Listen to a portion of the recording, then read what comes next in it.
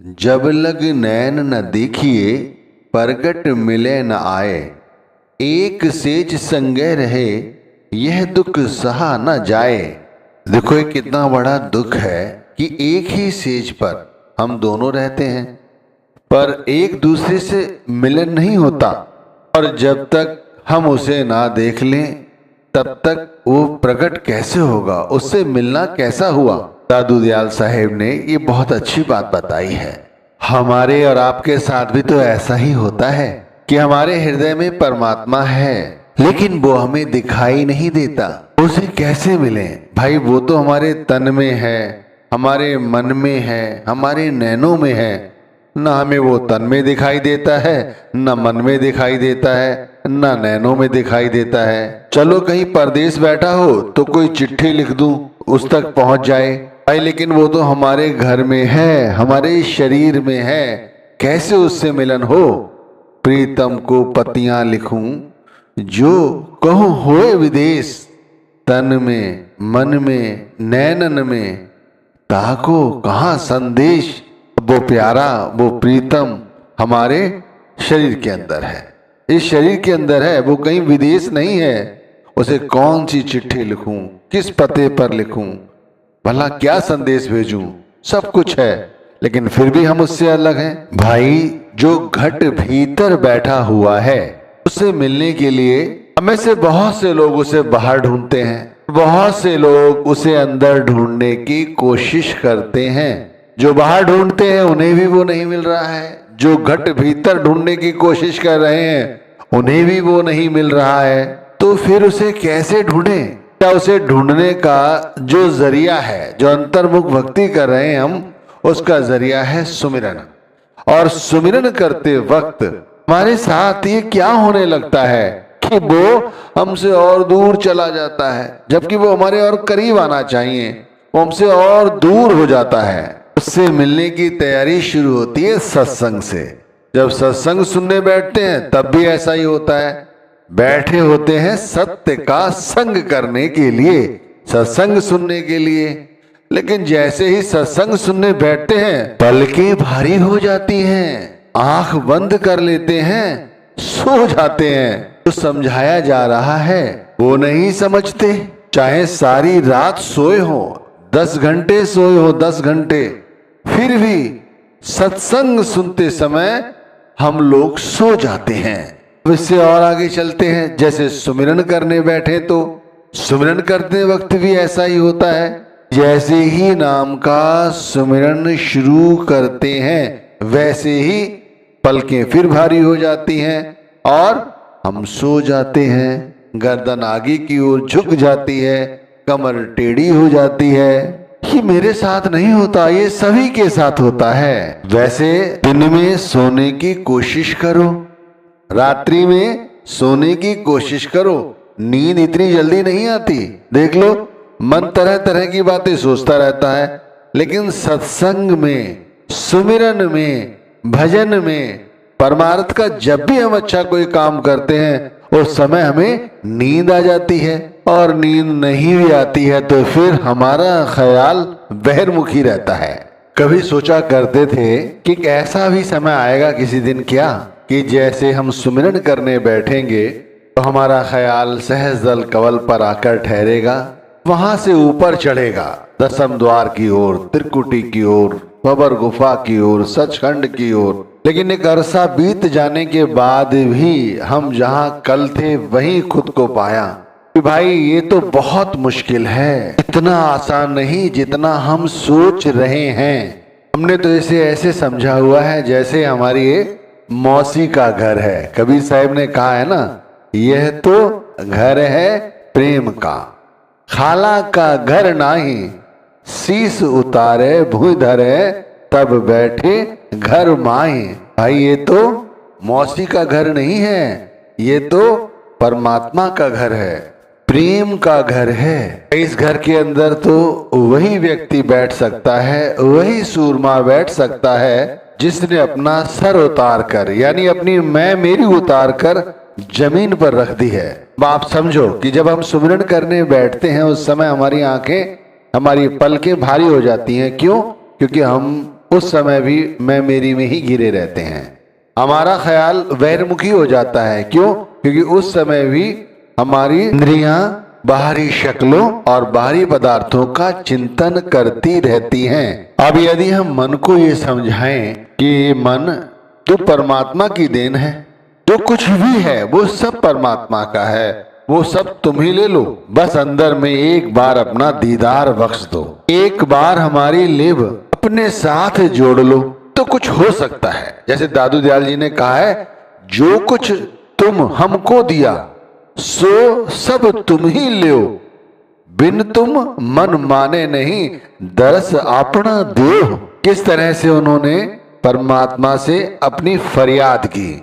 हमें भी इसी तरह फरियाद करनी चाहिए, पुकार करनी चाहिए। सत्संग सुनने बैठो तो, सुमिरन करने बैठो तो, भजन करने बैठो तो उनसे हाथ जोड़कर मन ही मन विनती करो, प्रार्थना करो कि हे प्रभु हमें अपनी भक्ति दो, हमारे मन को अपने स्वरूप के साथ जोड़ के रखो, संग में सत्य के साथ मन को जोड़ के रखो। स्मरण कर रहे हो तो गुरु के स्वरूप के साथ मन को जोड़ कर रखो, भजन कर रहे हो तो शब्द धुन के साथ मन को जोड़ के रखो। इस तरह से पुकार करो, फरियाद करो, तब जाकर कहीं बात बनेगी।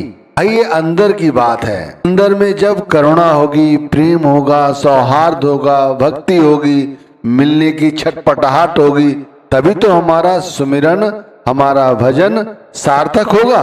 वैसे हम लोग सुमिरन करते रहते हैं, भजन करते रहते हैं, लेकिन उसमें नीरसता है, उसमें जागृता नहीं है। उसमें शक्ति पैदा करो, उसमें अपनी करुणा लाओ, भक्ति लाओ, विरह लाओ। भाई जिस हृदय के अंदर प्रेम बस जाता है, उसके अंतर की सब उठक पटक यानी कि छटपटाहट बंद हो जाती है। उस घट भीतर तो गुरु प्रेम का, परमात्म प्रेम का वृक्ष पड़ने लगता है और अंतर में स्थिरता आ जाती है। फिर देखो वो सुमिरन करने बैठे चाहे सत्संग सुनने बैठे, भाई जब तक सत्संग होता रहता है तब तक आंखें खुली रहती हैं, कान खुले रहते हैं, मन इधर उधर विचलित नहीं होता।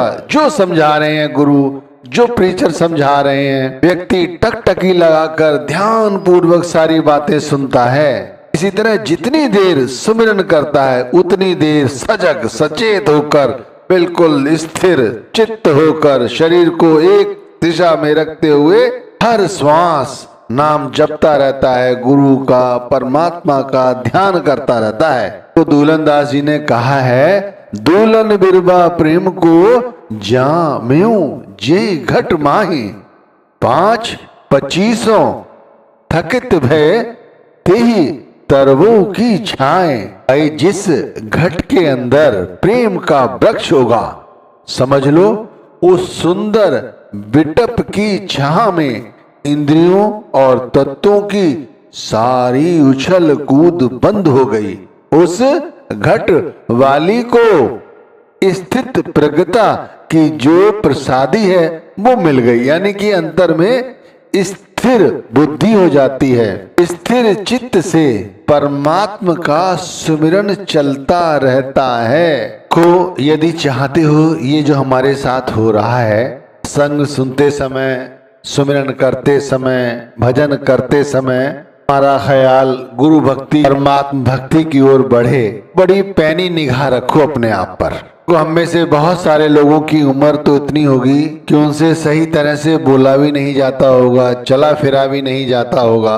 बहुत से ऐसे भी हैं जो सत्संग सुन रहे हैं, सुमिरन कर रहे हैं, अच्छी तरह आ सकते हैं, जा सकते हैं। धीरे धीरे अपने आप को सुधारने की कोशिश करें।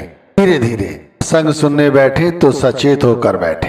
घर से ही जब निकले तो ये सोच के निकले कि आज जो सत्संग में समझाया जाएगा उसे पूरी तरह से समझने की कोशिश करेंगे। जब आप सारे सत्संग को सुनने की कोशिश करेंगे तब उसमें से कुछ मुख्य बातें आपको समझ आएंगी, फिर उन बातों पर अमल करने की कोशिश करें, अभ्यास बढ़ाएं।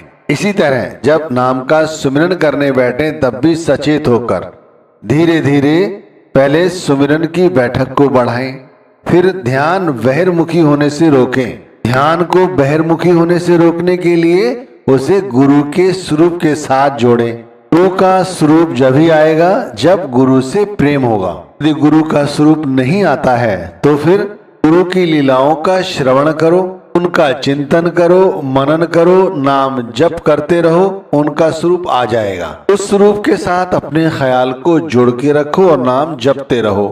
जब उठ जाओ, दुनियादारी के काम करो, उस समय गुरु से प्रेम बढ़ाओ, गुरु के स्वरूप को याद करने की कोशिश करो। इस तरह यदि प्रेम बढ़ेगा तब सुमिरन करते समय जो हमें गुरु का स्वरूप याद नहीं आता और मन बहिर्मुखी हो जाता है वो नहीं होगा। नाम का जप करने से पहले ही गुरु का स्वरूप ध्यान में आ जाएगा। इस तरह का जब अभ्यास बन जाएगा तो फिर स्थिति दूसरी हो जाएगी। कैसी होगी कि नाम जप करने से पहले ही गुरु का स्वरूप ध्यान में आ जाएगा। गुरु के स्वरूप के साथ ख्याल जुड़ने पर ध्यान ऊपरी रूहानी मंडलों की ओर चढ़ेगा। सहज दल कवल पर गुरु के स्वरूप के साथ ख्याल जुड़ा रहेगा और फिर शहारक से ऊपर की ओर उठेगा।